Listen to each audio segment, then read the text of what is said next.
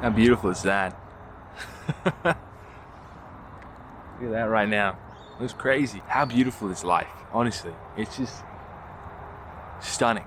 Absolutely stunning to just look at, be in, and just appreciate whatever the hell is going on right in front of you. And that kind of relates to a little bit of what I wanted to say today. And I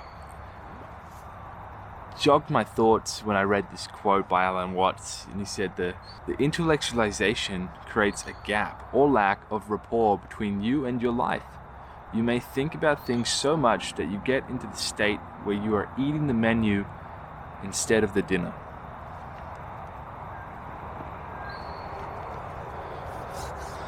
Man, I feel as though that's a lot of things that we do in life, is that we're just looking at the menu for some reason, and the dinner's right in front of us. I feel that a lot in art. I feel that a lot with paintings. I feel that a lot with the way that people view paintings and the way that they look at them.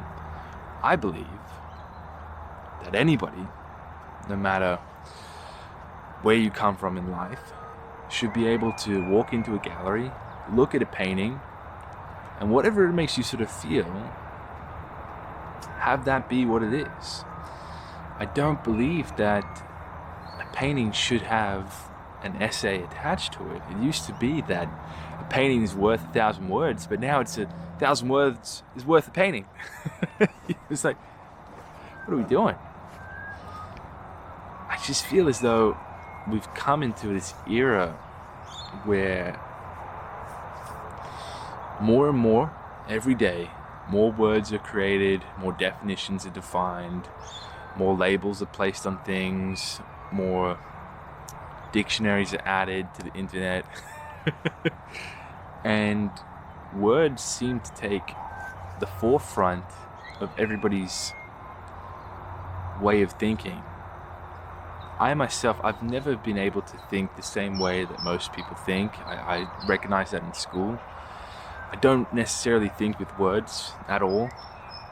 When I'm thinking about things, I'm thinking very much in images and events and scenarios and overall feelings, and just, a feeling really. And so when I see beautiful paintings and they captivate me, that's just it. They captivate me. That's all it is. Whether it's a depressing painting, whether it's a beautiful painting, whether it's a lovely painting, whether it's a sad painting, happy painting, it doesn't matter. It stands on its own for what it is. And I feel as though, coming back to the art side of things, is that a lot of our life, a lot of these paintings have just become big descriptions, with the painting being the cover photo for the essay. And that's it. Man, if you feel that your painting can't stand up on its own without a massive essay attached to it, it's probably not a good painting. Simple as that. Whether or not you paint realistically, whether or not you paint conceptually, whether or not you paint in whatever sort of manner or which way you choose to express yourself, I don't care. As long as you're authentic to yourself and you love what you do and you're authentically putting that out there, your art should just be art. Art was never supposed to be words. I mean, obviously it's an opinion, right? And I'm not calling for the de-intellectualizing. And I'm not saying to de-intellectualize art. And I'm not saying to de-intellectualize art at all. But what I am saying is that I'm sick of words. I'm sick of labels, I'm sick of words, I'm sick of definitions. Constantly, every day, we see it in like court cases, right? Is that they're not even fighting a case, they're fighting a definition of a word used in this sort of a particular manner. And they're going, oh, well, this definition means this, and they're arguing back and forth between a definition of a single word. And it goes on and on and on and on and on. And more and more, we see the world as the menu, as the words, instead of just the food that it is, the sustenance that it is, the beauty that it is. You don't go to a river, pick it up and hold it and think I'm holding river, or think I'm holding water. These are just words. When you're looking at water, it's not water. When you're looking at a river, it's not a river. When your hands are wet, it's not wet. You know, the grass right now is very wet. I can rub my hand all over it and it's very wet. It's all over my hands. But it's not. It's not that word. It's not the definition. It's not the label. It simply just is. It is what it is. That's it. You know, Alan Watts says, you know, you had a beautiful little stream, a little waterfall, and it's not the waterfall. It's not a stream. It's just. And he's absolutely right. It's just that. And he goes on to describe it as jazz. He goes to describe it as music. I like to see things as just these beautiful paintings. And that's because that's how I see the world, right? I see everything as just a painting, as a creation, as a thing, as a thing. I hate to use these words to describe how I see things, right? It's not very, you know, I get the irony. But just waking up and watching the sunset this morning really just put it through my mind of just, man, I just love being. That's it. I just love being. And I'm so thankful for being. And I just enjoy it every single day. And I feel as though when we're so captivated by the menu, we're so lost on what's right in front of us, the food, right? To go back to the analogy. We're so lost on what's actually in front of us. You know, our brain, our language. I feel as though our languages in general, they serve a purpose, right? And it makes sense. But overall, it's so crude. So just doesn't do life justice to boil everything down to just a myriad of words.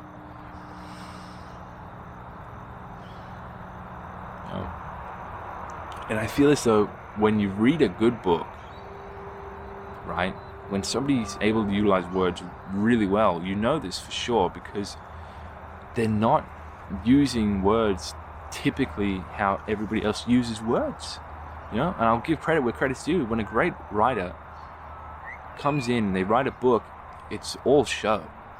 There's no tell. It's all show. You know, me and Av, we're avid readers. We love to read, and especially great writers, when they just show through words, it's fantastic, and I love that. See, that's a great use of words. I love that. But for some reason, these modern day authors, for a large part, seem to just tell. Whether that's through education systems or whatever you may point the finger at, doesn't matter. Fact is that it is what it is. You know, you pick up a book and you read it, and it's simply saying, she is this height. She likes to go this place. She likes to go this way. She likes to take this route. And it's just like telling. There's no show. So I will say this about words. When you can utilize them in the correct sort of fashion, it can be very beautiful, right? I won't deny that at all. But I don't think words have any place alongside a great artwork, unless it's, you know, historically needed, you know, perhaps, you know, given a history lesson or whatever. But for a great artwork, it stands on its own, regardless of what the artist had to say or was trying to say or anything like that. I really don't believe art is a conversation. I don't think it's a conversation. I really don't. And it makes me very mad when I hear people say, it's a nice work, but what does it do to add to the conversation of art? There isn't a conversation. As if art was some sort of destination. As if we were at point A and we're trying to get to point B as quickly as possible. As if there was an end goal here. There's no end goal. Imagine saying that to a musician, saying, you know, that's a nice melody, but what's the end goal here? What do you mean with the end goal? I need to get to the end of the song as quickly as possible, right? And then all of a sudden, all songs are just, and that's it. They're just one big note because they're trying to finish the song as quickly as possible because they're trying to get to the end. I think it's ridiculous that the way in which we've constructed and allowed people to place everybody's thoughts and emotions and dictate this narrative of art is a ridiculous way we've really led ourselves to be. And I feel as though the people that lead people that way are ridiculous in of themselves. You know? I don't think there's any need to contextualize, to add a story, add an essay to a great piece of work. And you shouldn't walk into a gallery, if you're not an artist and you're watching this, walk into a gallery and whatever you feel, know that that's right. That's it. If you hate the work, know it's right. If you love the work, know it's right. That's it. That's all that should matter. Doesn't matter what the gallery owner or curator is trying to tell you about the artwork. It doesn't matter. And I'm saying this for realistic art or modern art or contemporary art.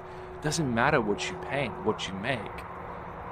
As long as your artwork is authentic to yourself and you find it is saying something from yourself and you find joy from that.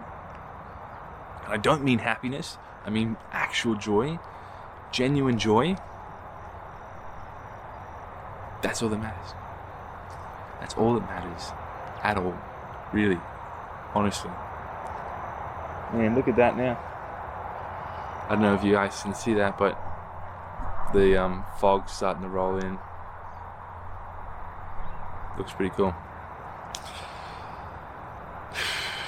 Anyways, look, just be present. Just be here. Don't be wrapped up in words. Don't be wrapped up in things. Just be here. Just be now. Just be whatever's in front of you, wherever you happen to be standing. Just be there. Be standing. Be looking.